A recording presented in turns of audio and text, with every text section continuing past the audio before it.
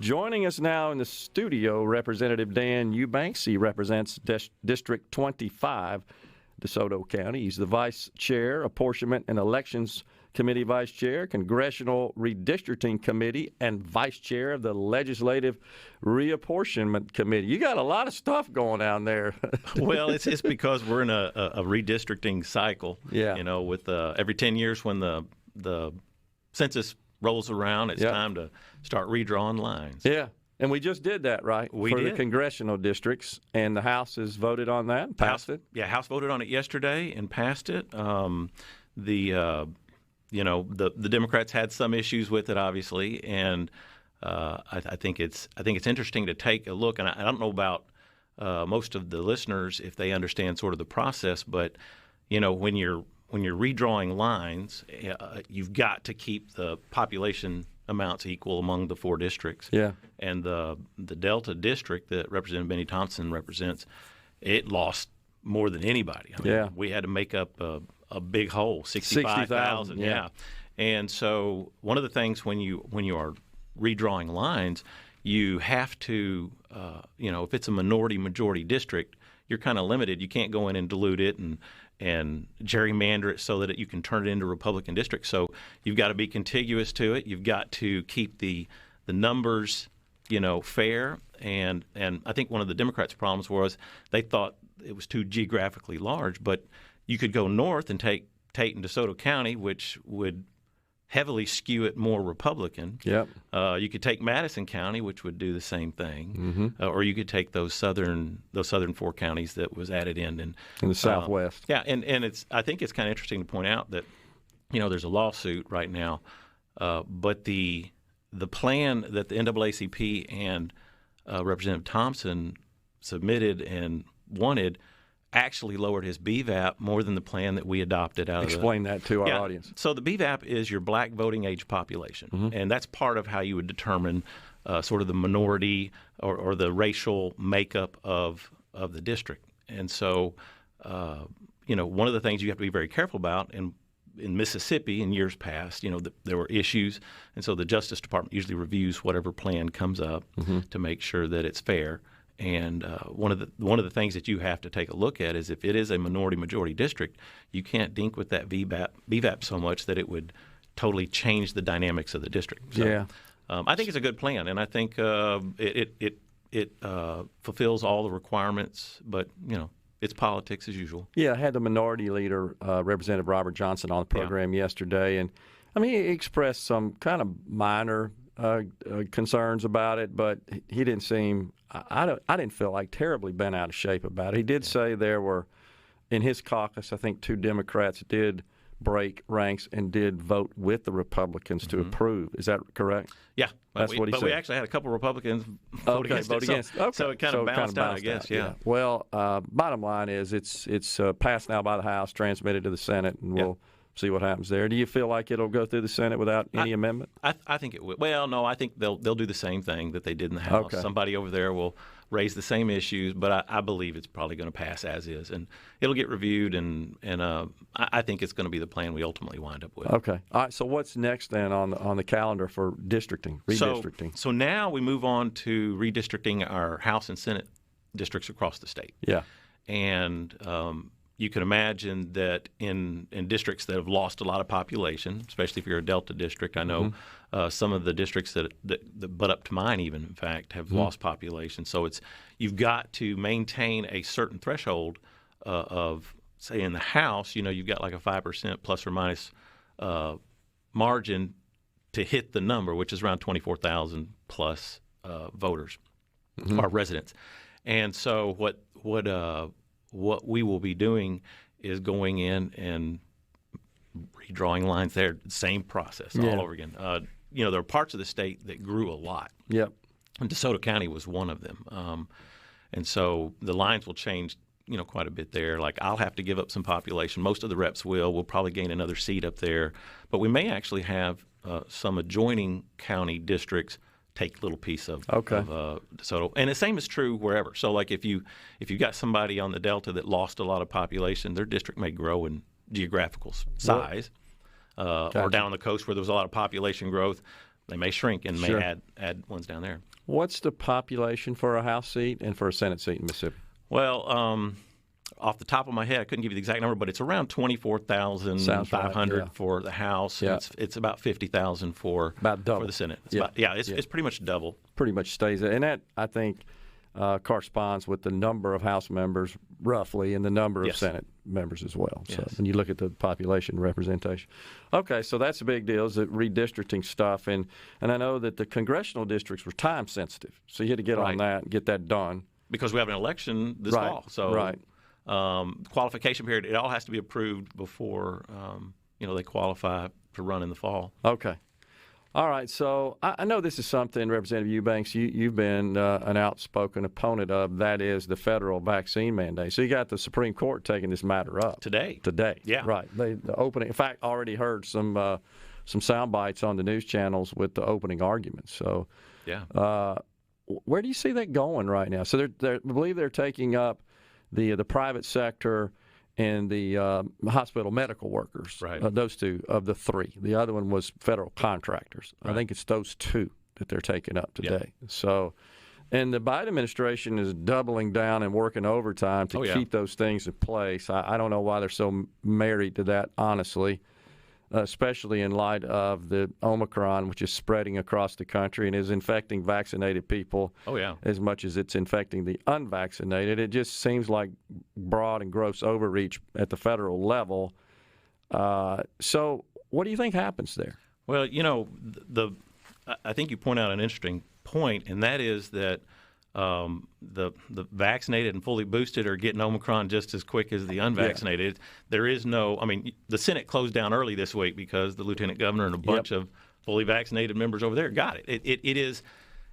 So if you're going to mandate somebody to do something against their conscience or will or even personal liberty, you really need to have a reason for it, and there is no reason for it. The efficacy of the vaccine doesn't guarantee that you won't catch it, that you won't spread it.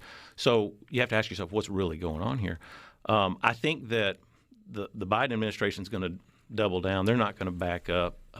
And if they get a win on this, it won't be 100 employees. It'll move to 50. It'll move to 25. They want to force it, and they're using private business as an enforcement arm, basically. Always for their a concern. Yeah. And so I don't know how this is going to turn out. I hope it depends on the jurisdiction of the court, which court's hearing. I think it's the Sixth Circuit. Sixth Circuit, which is, it's probably not as a conservative of one as the Fifth Circuit. But they hopefully will put people's personal liberty and constitutional freedom at the top of the decision making, to realize that to be threatened and coerced in this manner by private business or even government or ones that have government contracts is. I'm very sensitive to the subject. I'm a big champion of giving people freedom to make their own medical decisions. Sure. And so if you only knew the level of calls I've received over the last 6 months from people that are losing their jobs, that do not want to get the vaccine for whatever reason. Maybe they've already had it and they've got natural immunity. Maybe they have medical issues in the past with vaccines, or maybe they have a religious objection to it. And the level of hoops and the threats and stuff that they have to endure, it shouldn't be happening in this country. Yeah, I agree with you on that point, and it just seems like it's the point I've made on the program is that coming from the left, that anytime there's an issue like this, they always take a hammer to it. It's never done with any nuance or careful analysis or surgical precision. It's like, nope, this is it. This is the only way. You got to do this. It's force. It's rule. It's compliance. That's where I have a problem. And we got the president, the vice president, yesterday that were saying, January 6th was the biggest threat of last year, the biggest threat to our democracy. Well, honestly, the way the Supreme Court rules on this matter, you'd have to elevate that as a potential big threat to our democracy. Because that's, as you said, it's pernicious. It just starts there and then it keeps on going. We don't lose our freedom all at once. I agree. It gets chipped away, and we're watching that every day. Happen right now. Can you hang around? Yeah, absolutely. Yeah, we got more to talk about. We got Representative Dan Eubanks in the studio here on Midday. Stay with us. We'll be right back. y'all. Our guest in the studio, Representative Dan Eubanks. All right, so we were just talking about the threat, the true threat to our democracy, I think, is when the Supreme Court takes up a matter such as these vaccine mandates and rules in a way that is inconsistent with the Constitution.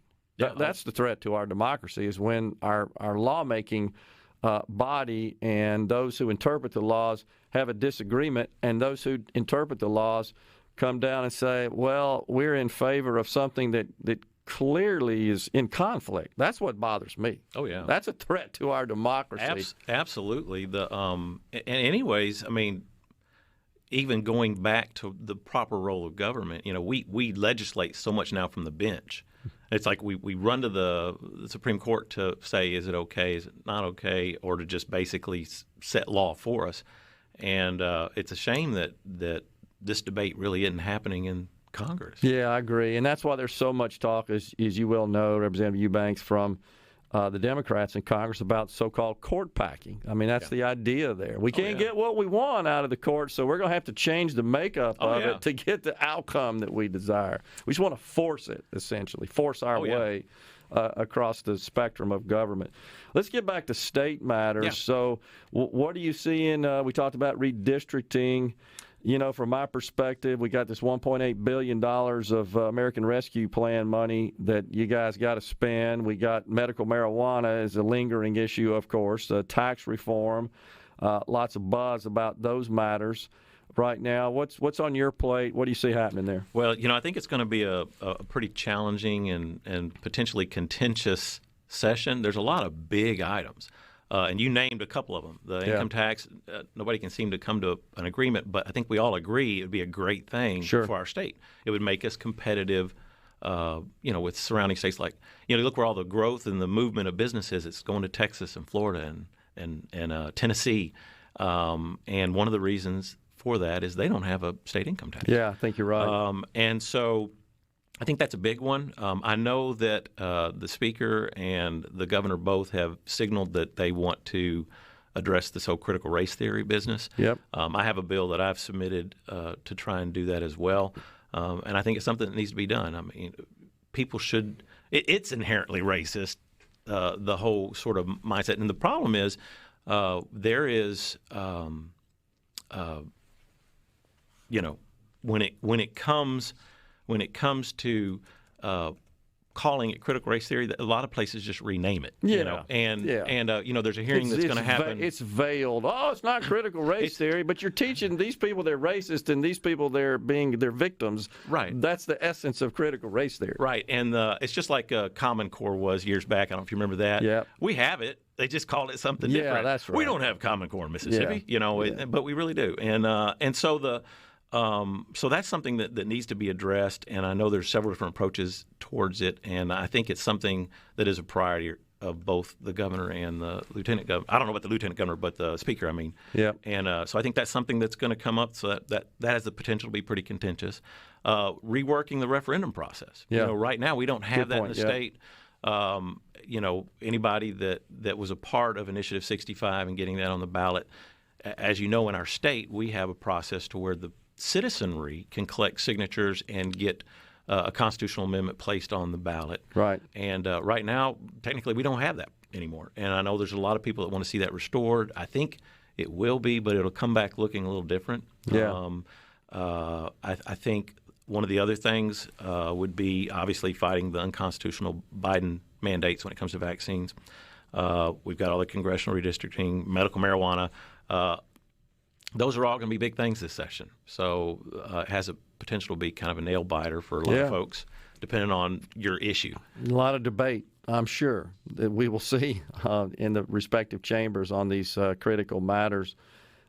With respect to, you bring up a good one that I didn't even mention, and I apologize for failing to do so, is the initiative, the citizen initiative process.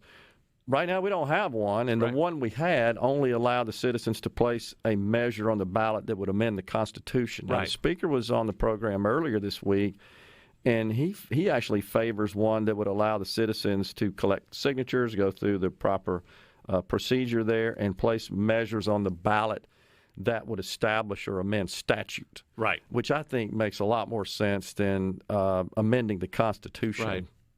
Which is one of the objections folks had with the medical marijuana measures, that we would have inserted the entire Initiative 65, had the Supreme Court not struck it down, in the Constitution. Well, if you think about it, Gerard, the whole reason we even had an Initiative 65 is because the legislature refused to take up the issue. They didn't take it up. Right. And pretty much every ballot initiative that has gone through that referendum process is because the legislature refused to take it up. Yeah. And so, one of the things that is a problem in our state is that if it's not on the agenda of either leadership or chairman or whatever, it doesn't see the light of day. That's right. And there may be a huge groundswell in the state of people that are interested or want to see their particular issue have its day in court. And so I think rather than change the Constitution, maybe lower the threshold a little bit and allow people to take that issue and force it to the floor for debate and a vote. Yeah. And then they can take it up with their personal representation, and you